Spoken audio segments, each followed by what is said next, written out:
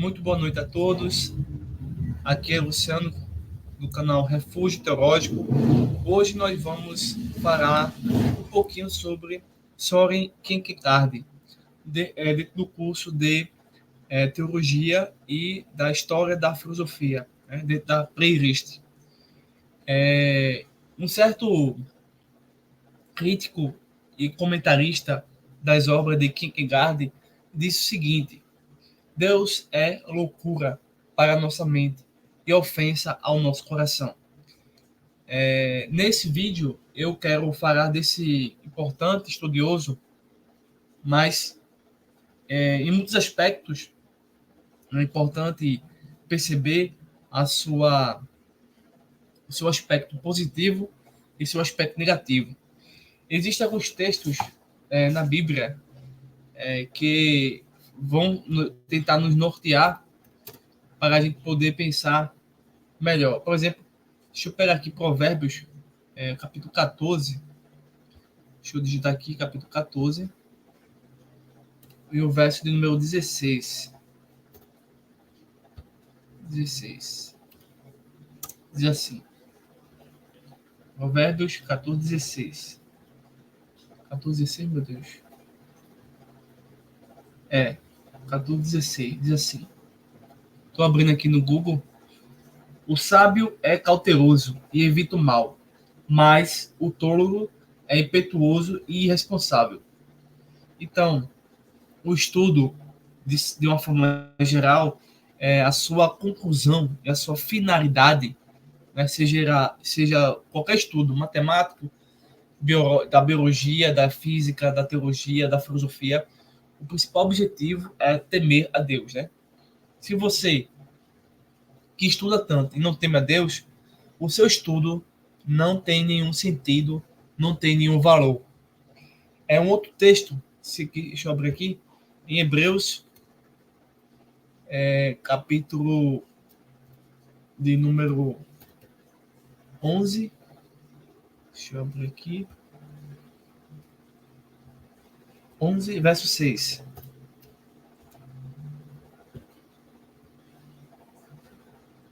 Verso 6, 11, 6.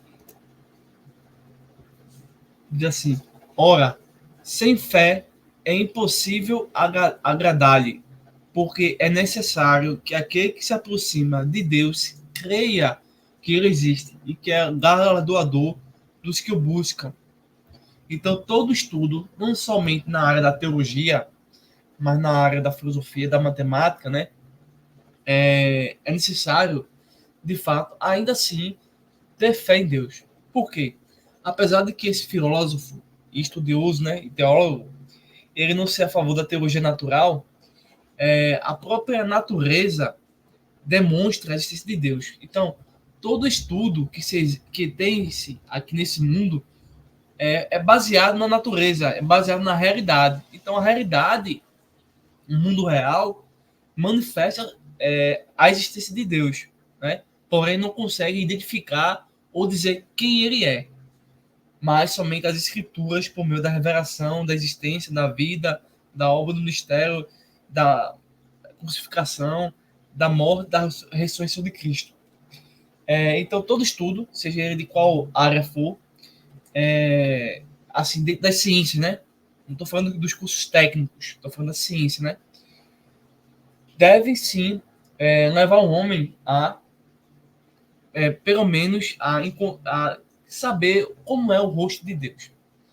Bem, esse filósofo, vou fazer aqui uma pequena leitura de um livro que aborda esse pensador.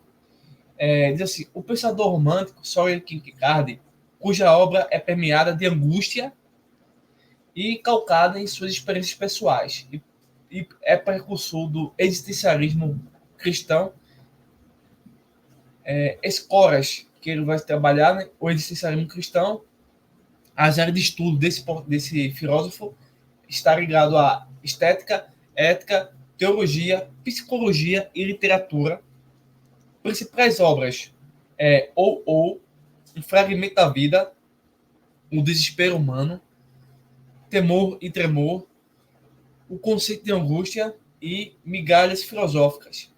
A importância desse filósofo filosoficamente faz ponte entre a filosofia hegeliana e aquilo que se tornaria no existencialismo, escola da qual é o fundador. Eu separei algumas coisas aqui para poder pensar melhor. Segundo a obra que eu estou consultando, que foram algumas, tá? Tem um texto que diz assim: Kierkegaard se destaca como um pensador dedicado à sua busca da verdade. A filosofia de Kierkegaard é, grosso modo, poesia de sua vida, da realidade e dos sonhos.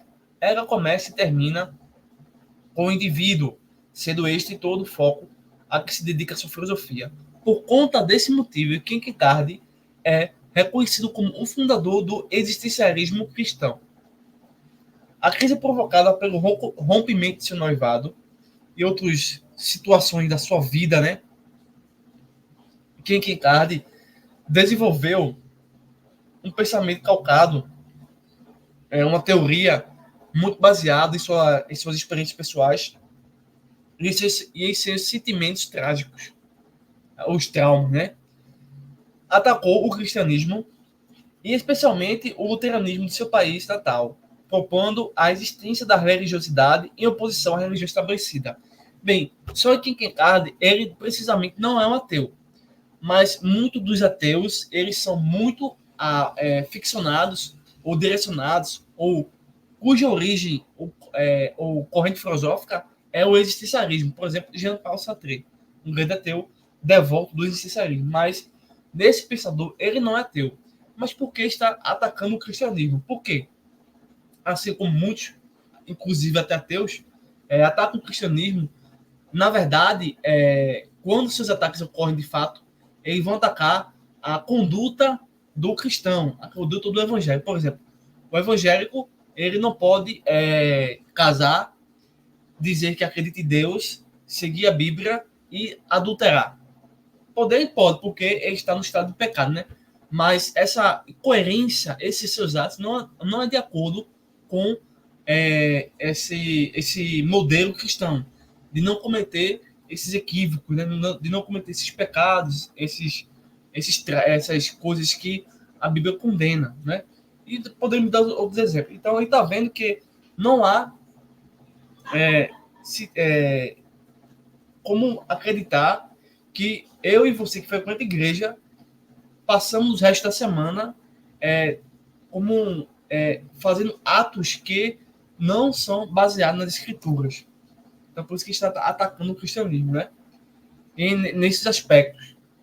A maioria dos outros existencialistas vão atacar o cristianismo baseado em argumentos metafísicos, argumentos filosóficos, mas geralmente eles começam criticando a conduta, a nossa vida, né? Que obviamente em muitos aspectos não realmente vivemos o verdadeiro evangelho. Então, é necessário sim essa crítica, né? Mais adiante, então ele vai, portanto, criticar a ética cristã, as instituições e a igreja de sua época, né?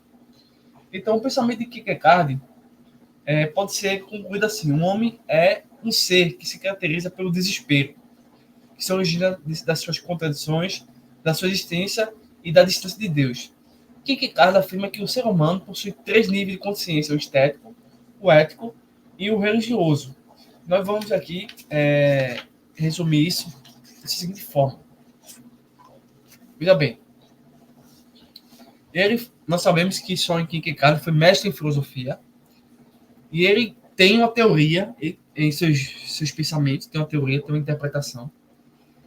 E nessa interpretação ele faz essa crítica ao cristianismo, como a gente está vendo, mostrando que muitas vezes a nossa forma de viver o evangelho, né, não é conforme os padrões que o evangelho dita. Né?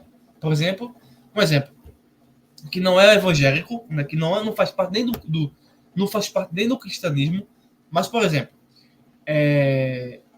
o catolicismo.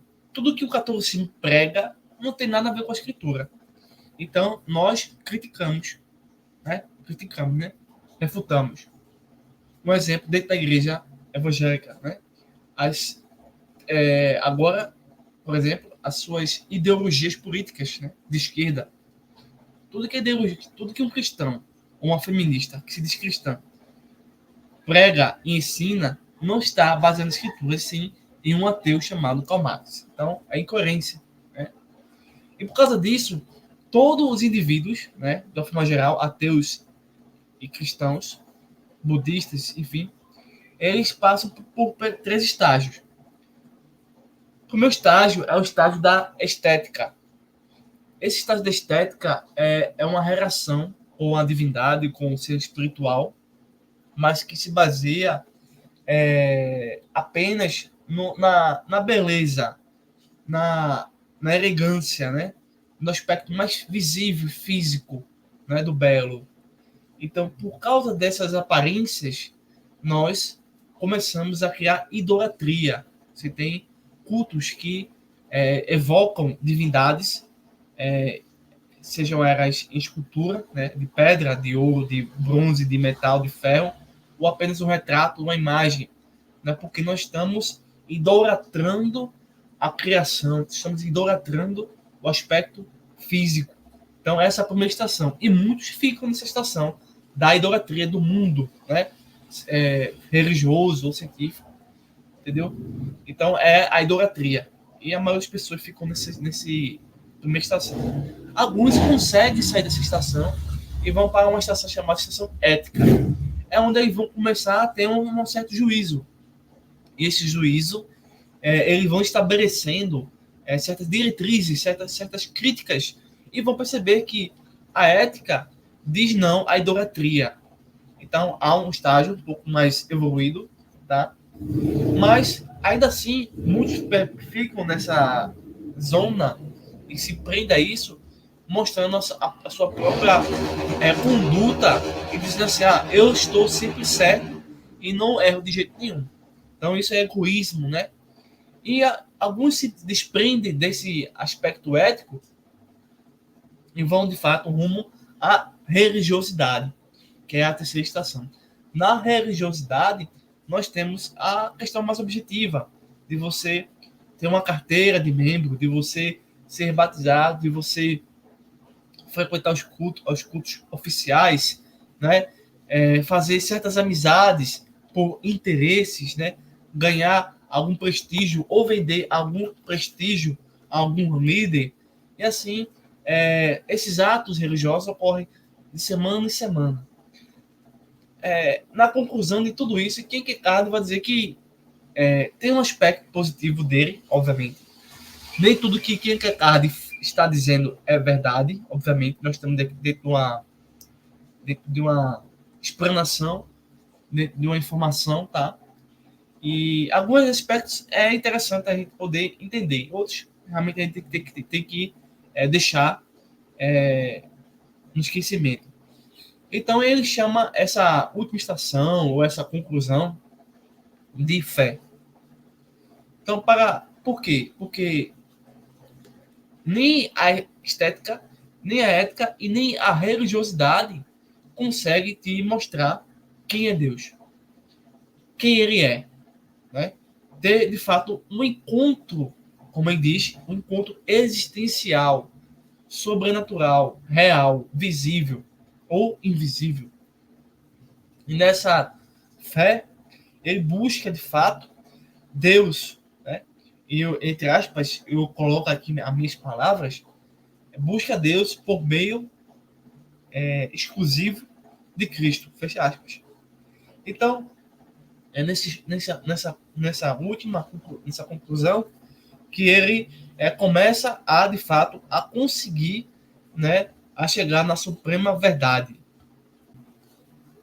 E nessa verdade, existe, na visão desse filósofo, desse teólogo, a solidão existencial. Por exemplo, vamos pegar um exemplo, tá? Moisés. Moisés está só, e a maioria das vezes nós estamos sós, estamos abandonados, e nessa solidão nós buscamos, de fato, a fé autêntica, a fé verdadeira, né? E nessa busca nós encontramos, de fato, Deus. Moisés, por exemplo, estava só, e ele encontra Deus, tá? Então essa é solidão existencial. Desse modo que Deus, ele se manifesta, ele cria uma certa transfiguração, né? Ele se revela a Moisés para que Moisés possa conhecer. E finalizando aqui esse pequeno comentário, tá? Que envolve duas playlists, que é do curso de Teologia Básica e da História da Filosofia. Então, nós falamos que Soren Kierkegaard tem muito a ver com o cristianismo e com a filosofia, e ele traz contribuições importantes para a gente perceber que tipo ou em qual nível nós estamos em termos de conhecer e de absorver e de exercer realmente fé em Deus. É em que? No nível estético da idolatria, a gente adorar a nossa igreja, adorar o culto, né? Adorar um poste, adorar uma vaca, né? Adorar outro ser humano, né?